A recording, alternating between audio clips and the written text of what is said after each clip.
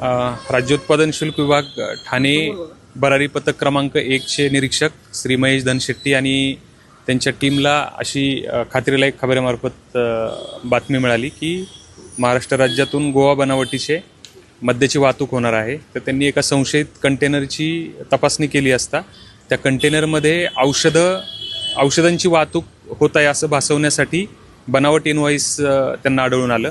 परंतु कंटेनरमधल्या मालाची तपासणी केली असता त्या बॉक्समध्ये विदेशी मद्य, गोवा बनावटीचं विदेशी मद्य आढळलं. तर असे जवळपास 1450 बॉक्स विदेशी मद्य जप्त केले. 2 आरोपींना अटक केलेली आहे आणि ह्या संपूर्ण मुद्देमालाची किंमत जवळपास 1,65,00,000 अधिक आहे.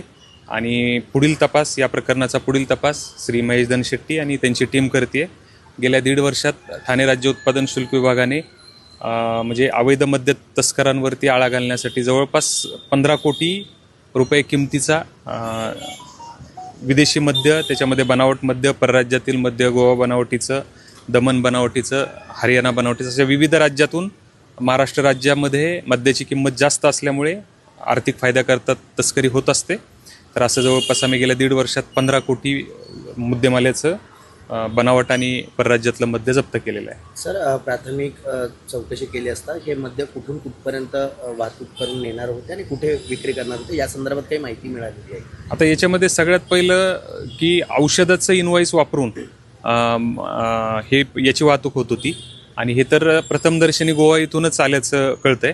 परंतु हे नेमकं कुठं जाणार होतं, आता इनव्हॉइसच खरं तर बनावट आहे. त्याच्यामुळे या आरोपींची जेव्हा आपण उलट तपासणी करू त्याच्यानंतर आपल्या नेमकं लक्षात येईल की याचं डिस्ट्रीब्युशन कुठं होणार होतं. आज ताब्यात घेतलेला मुद्देमाल एकूण किती कोटींचा आहे? 1,65,00,000 अधिक किमतीचा हा मुद्देमाल आहे.